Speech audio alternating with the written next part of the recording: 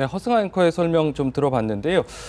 지금도 보면 오늘 아침에 또 전해진 소식이 아사히 신문에서 일본 언론에서 27살 한국인임이 특정됐다 이렇게 보도가 나오고 있습니다. 지금 보면은 일본 수사당국은 정작 네. 입장 발표가 없는데 언론 통해서만 계속 네. 한국인이라 이렇게 나오고 있거든요. 한국인이라고 특정할 수 있는 근거가 있는 건가요? 지금? 그러니까 일단 일본 언론의 내용들을 쭉 살펴보면 네. 이게 11월 23일 오전 10시에 있었던 일입니다. 네. 그러니까 신사 바로 남문 쪽에 있는 화장실에서 폭발이 일어났던 건데 예, 예. 그 당시에 그 안에서 이제 폭발물의 잔해들 같은 것들이 있었을 거 아니에요. 예.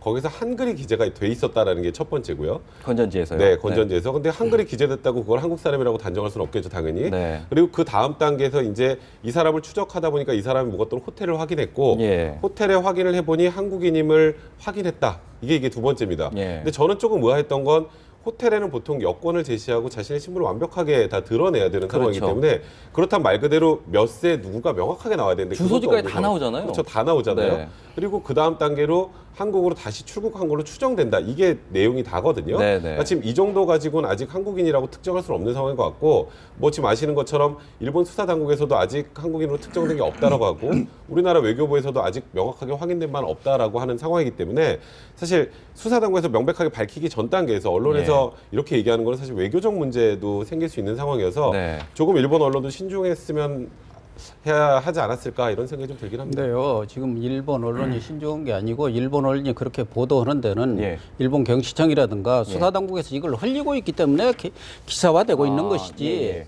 물론 취재를 해서도 예. 기사화될 수 있지만 이러한 예. 민감한 사안에 대해서는 일본 정부가 일부러 지금 흘리고 있는 겁니다. 일본 정부로서는 지금 입출국 기록까지 다 갖고 있는 거 아닙니까? 예, 예. 지금 오늘 방금 나온 것은 27살까지 이렇게 밝히는 거 보면 네, 죄송합니다. 말씀 잠깐 끊고요. 앞서 고 교수님 하시던 말씀 마저 해주신다면 경시청에서 일부러 이 일본 정부 경시청에 대해서 이렇게 흘렸다고 한다면 예. 제가 볼 때는 한국 정부를 압박하기 위한 여론 조성령이라고 봅니다. 아, 나중에는 예, 예. 어쨌든 우리 만약 한국 사람이 맞다 한다면 범죄인 예. 인도 문제도 있기 때문에 그런 여론을 조성해서 예. 하기 위해서 흘린 거고 예. 그렇다고 해서 반드시 한국 사람이라고 할 수도 없는 게 네. 경우에 따라서는 일본 우익의 자작극일 수도 있고 예, 예. 2011년에 중국 사람이 이 유사한 행위를 벌였었는데 예, 그때 예. 한국으로 들어왔어요. 예, 예. 그래갖고 그때 인도 문제가 범죄인 인도 문제가 됐을 때 우리가 중국 측에 넘겨줬죠. 중국으로. 예.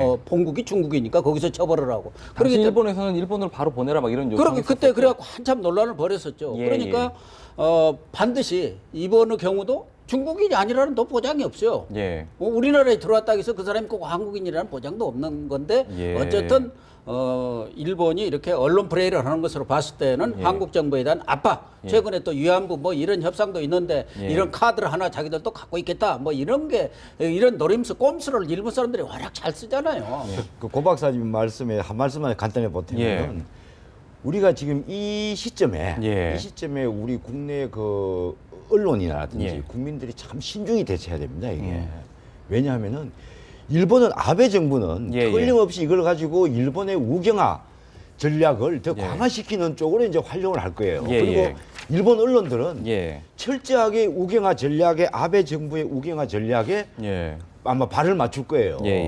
그런데 순간적으로 어느 정도 보면 우리나라 정부도 마찬가지, 일본 정부도 마찬가지 이미 이 범인에 대해서 신분을 특정 짓고 있을 가능성이 굉장히 높아요. 다만 그런데 우리도 알고 일본 정부도 아는데 일본 정부가 대응하는 데 따라서 우리가 이제 맞춰서 대응을 해야 되기 때문에 아마 모든 내용을 알고 있는 걸 다 발표 안 할 수는 있어요. 그렇기 때문에 이 과정에서 일본 언론의 보도 이것을 무조건적으로 우리가 인용 보도를 한다든지 국내에 이렇게 해서는 일본 아베 정부나 일본의 무경화되어 있는 언론에 우리가 말릴 우려가 있기 때문에 아주 냉정하게 신중하게 대처해야 된다. 이 지적을 꼭 하고 있습니다. 사실관계를 조금 더 좀 따져볼 필요가 있을 것 같긴 한데요. 또 어제 좀 전해진 소식 중에는 하토야마 일본 총리 같은 경우 지난번에 광복 70주년 했을 때 우리나라 와서 서대문 형무소에서 무릎 꿇었지 않습니까? 근데 굉장히 위협했다고 하더라고요. 우익단체에서. 일단은 하토야마 유키오 전 총리 같은 경우에는 마음을 담아서 지난 8월에 와서 서대문 형무소에 가서 추모비 앞에 무릎을 꿇고 또 사죄도 하고 또 추념도 하고 그랬는데 그 일본에서 그 지난 10월 4일 날 그 메이지 대학에서 한중 우회 외교를 위한 심포지움에 거기서 이제 일본과 그렇죠. 중국의 이제 우회를 위한 외교. 예. 그에 대해 심포지움 끝나고 돌아가는 길에 그 우익단체 이제 가두 선전 차량 뭐 시끄럽게 하고 다니는 차량들이 예. 10여 대가 둘러싸여서 좀 위협을 했다고 하는 것은 예. 물론 이제 하토야마 전 총리 같은 경우는 약간의 그 뭐 진정성을 가지고 약간이 아니라 진정성을 가지고 식민 지배에 대해 사과도 하고 그랬죠. 제가 보기에도 존경할 만한 분인데 지금 이제 아베 정권 하에 우익 단체들 왜 이렇게 난리를 치는가 저는 심리적으로 보면 예.